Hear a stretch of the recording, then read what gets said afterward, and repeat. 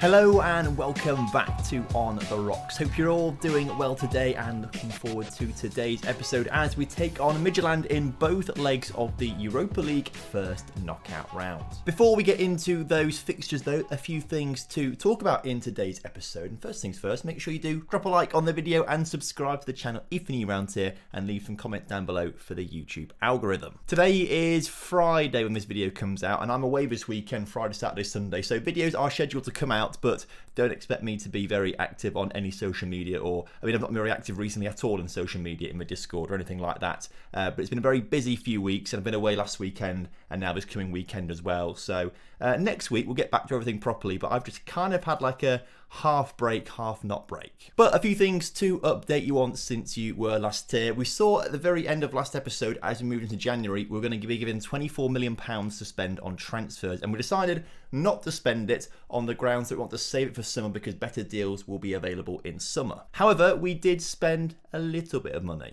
Now, in the end, Ethan Ross did leave the club. We negotiated a deal with Stuttgart up to £4.3 million.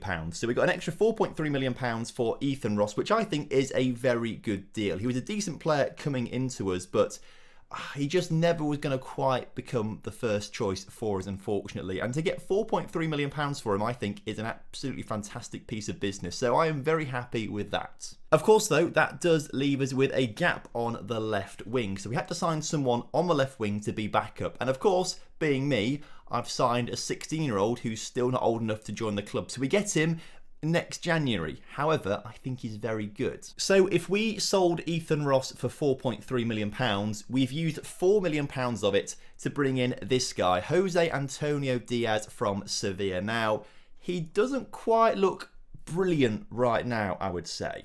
However, he doesn't have any weaknesses. So I looked at him and thought, all right, he doesn't look that great. Like 10 crossing, 10 dribbling, 9 first touch, 10 long shots. Like, there's nothing there special.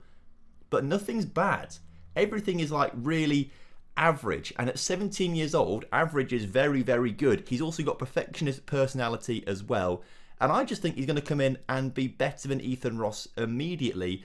And of course, he's got 5-star potential too. Now, because we can't sign players until they turn 18 years old, we do have to wait until January 2026 to get him in. So we've got a whole 12 months or 11 months now to wait for him.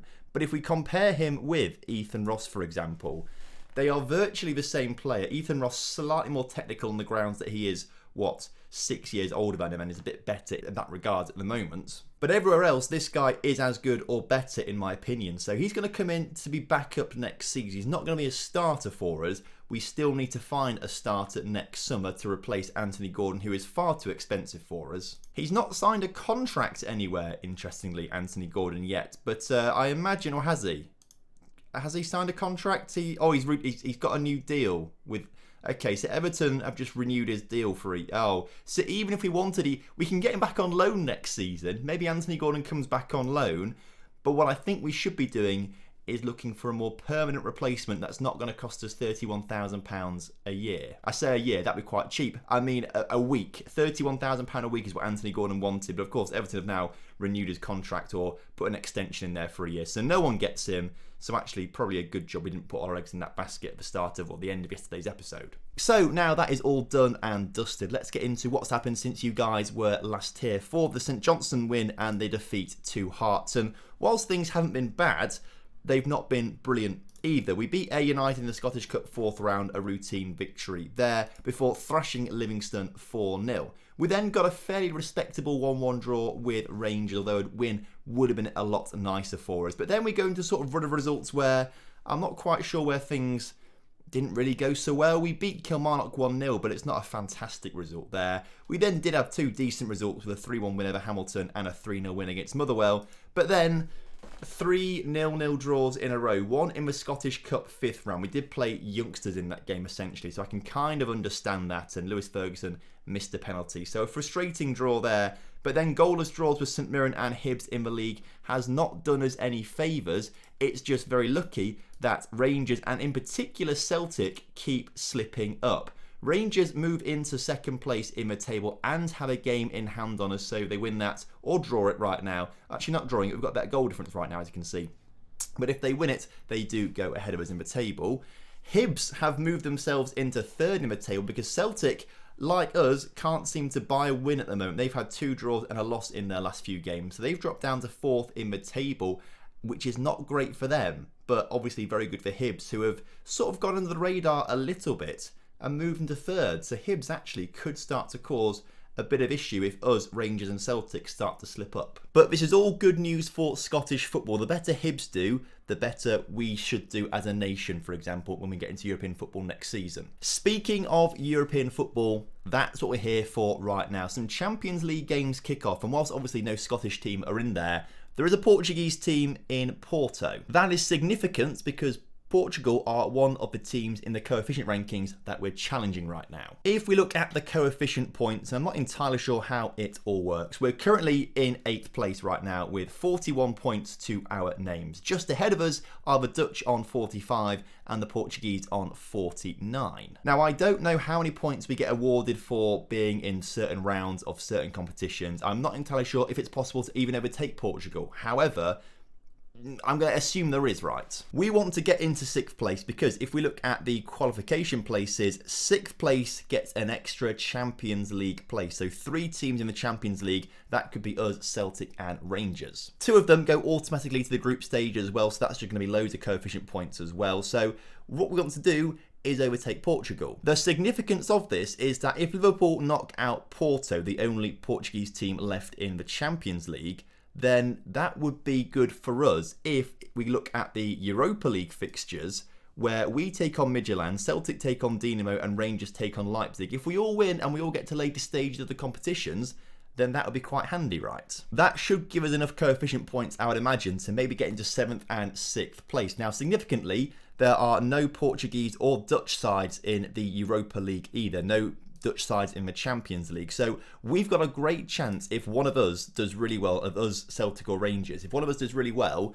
I think we could get ourselves into 6th place in the coefficient rankings. To help bolster this as well, if we look at the Europa Conference League, St Mirren are still in that one too. They take on Slovan Bratislava in a game which I think is very winnable for them. However, there is a Portuguese side and a Dutch side left in this competition. However, if Partizan do us a favour and beat Feyenoord and Malmo beat this team from Portugal I've never heard of before, then, and obviously a St Mirren win, and we all win our games, surely 6th place will be ours for European coefficient places. That is why tonight we are just big fans of Scottish football and not big fans of Dutch or Portuguese football. This is the first leg against Midtjylland, and this is the team that I think should be taking them on this coming game. There's a brief pause in what I was saying then because I just realised I meant to talk about Shankland as well. Shankland. Worth £10 million. Not got the best record this season with 6 goals and 7 assists, although it's looking like it might be one of his better seasons in the league, to be fair, if he does get more than 8 goals. However, it's not like he's a goal-scoring machine. He's not a Nisbet. And we've got some very young players coming through the ranks. I'm looking at him, and I'm looking at a team from the United Arab Emirates who are very interested in Shankland. And I'm thinking, maybe we capitalise on this. How much do they want to buy him for? I think what we do in today's episode as well is see if we can get £15 million for Lawrence Shankland. Nisbet, by the way, has actually signed a new contract. That's also another thing to talk about. Nisbet signed a contract. He's accidentally on 9.25 grand a week. I did the accidental double click when I'm doing like suggest and accidentally double clicked it quickly and he accepted obviously his 9.25 wages very quickly. So on more than I wanted him to be on, but I don't mind because he is the goal scorer. He gets tons of goals. But anyway, let's actually talk about the lineup. Bazunu starts in goal with Portilla, Herrera, Suva and Torres in the back. Campbell and Tamat-Lumpa in the middle. Gordon and Knight on the wings. And the aforementioned Nisbet and Shankland starting up front. So as kickoff is upon us here today, we've got the home leg first. So ideally, we need to be getting plenty of goals against this Danish side. Now, I think we are better. I think we can get a result. And I think we deserve to get a result here against Midtjylland today and get ourselves into the second knockout round as Gordon, his header, hits the post. We need to keep close tabs on the Celtic Dinamo game. Celtic should be winning that one. The game between Rangers and Leipzig is Probably more in Leipzig's favour, if I'm honest with you. But if anyone can do it, maybe Rangers can. They're in some decent form right now in the league, so fingers crossed they can carry that through into Europe as well. As Ben Knight looks to come forward down the right-hand side into Nisbet, into Torres. Torres to swing one into the middle. Gordon's there. Gordon scores. Gordon's offside. You hate to see it. It's going to come up right now, isn't it? The defenders are appealing for it. It's going to go to VAR, but I'm pretty sure he was offside. It looked like an offside position to me. Goal disallowed. We've come close twice now. We've hit the post. A goal disallowed. Surely we're going to get one. And it's so close that. So tight. It's also worth mentioning as well. I kind of forgot to mention it on the fixture list as well. Real Madrid and Bayern Munich are somehow both in the Europa League. They got knocked out of the Champions League, which is pretty mental. So they both find themselves in the Europa League. So I don't think there's any hope in hell we're actually going to win the Europa League this season with both Real Madrid and Bayern Munich in there. But we might get to the second knockout round at least if Nisbet can bury this penalty after Ben Knight went down in the area following the corner. He does bury it for his 20th of the season. Kevin Nisbet, we love you. Still no scores in the Celtic and the Rangers games, but they are playing away from home. So if they can hold a 0-0 draw away from home, that bodes well for the home leg, I think. Of course, tonight's our home leg, so we need to get as many goals as possible. And of course, we'll check out the St Mirren score after this game finishes. Although, actually, we're playing on a Wednesday night for some reason, so they probably don't play until tomorrow, St Mirren. So we'll keep tabs on St Mirren in today's episode either way. As the team at Midtjylland looking to come forward, let's not concede a goal. Away goals are terrible, and we do not want to concede any of them. Why, oh why, does it always happen when I start talking about it? Alright, not ideal there, and basically at the exact same time, Leipzig and Dinamo score against Celtic and Rangers too. So, not ideal. Come on, Scotland, we need you to start playing well as Dinamo are now 2-0 up against Celtic. Celtic and Rangers are not doing us any favours right now. We need them to do well so we can get some good coefficient points, and they're absolutely bottling it all right now. Dinamo now 3-0 up in their game. Why is this not going particularly well for anyone? As it's a dark night for Scottish football by looks of things. As Portier gets the ball to Tam McLumper, into Campbell, into Portier, into Gordon. Gordon back to Campbell, into Tam McLumper. McLumper to Portier. Portier shoots and Portier scores what is potentially goal of the season. Superb strike. Very happy with that one. We should be very pleased. And I've just actually looked at the match stats and seen they've had 2 shots on target, Midtjylland. So that makes me more confidence, but it's just frustrating they've got an away goal from one of those opportunities. Not going to make any subs right now because we've got the cup replay in between the 2 games. I'm not going to do it on camera on the grounds that I'm very pushed for time. So I'll probably just do that while I'm cooking some tea, if I'm honest with you, because I'm very pushed for time this evening. So that's probably what I'll end up doing. I'm only going to play youngsters in that game anyway, so it's not an important game anyway. Can we get another goal? We can get another goal. That's important. So it looks like it's going to end up 3-1 here on the night to us, which is very, very good. But it's not been a good night for Rangers or Celtic, who I think have lost 3-0 and 4-1 respectively. We kind of expected it with the Rangers-Leipzig game because obviously Leipzig are very good, but I was not expecting that with Dinamo. Come on, Celtic. And even worse, Porto have actually beaten Liverpool in the first leg there. So this whole plan and idea of us getting ahead of Portugal in the coefficient rankings is not going well as... Right, we put him up for £15 million. Al Jazeera UAE want him for £9 million. We can push this up. Can we get 12.5? Let's go 13.5. Suggest they've just locked in at 10. You know what? He's valid at 10.25. He's not going to be in my plans next season, if I'm honest with you. I just don't really see him fitting into the team much on the grounds that we've got Harry Storm behind him, Sean McRae behind him, Thad McRae behind him, who are all as good with potential, need to play more games. Shankland is a very good player, but doesn't get the goals or the assists. He doesn't get the goals that Gordon, Knight, or Nisbet get, and he doesn't actually get the assists they get. He's the most inefficient of all the 4 attacking players we have right now, and because of that, it makes him the candidate likely to leave the club soonest. And so, I think a £10 million bid, we have to accept it, particularly when we only bought him for £850,000. It's a huge return on investment. So I'm not quite sure when this will go through. Hopefully the end of the season, although it does say immediate there, which is not ideal. However, if we look at the goals scored this season, if we look at Harry Storm, he scored 7 and Shankland has scored 9. And he's done that in 10 less games, as you can see. He's done that in 15 starts compared to the 26 starts that Shankland's had. So he may not get the assists that he does, Harry Storm, but he gets just as many goals.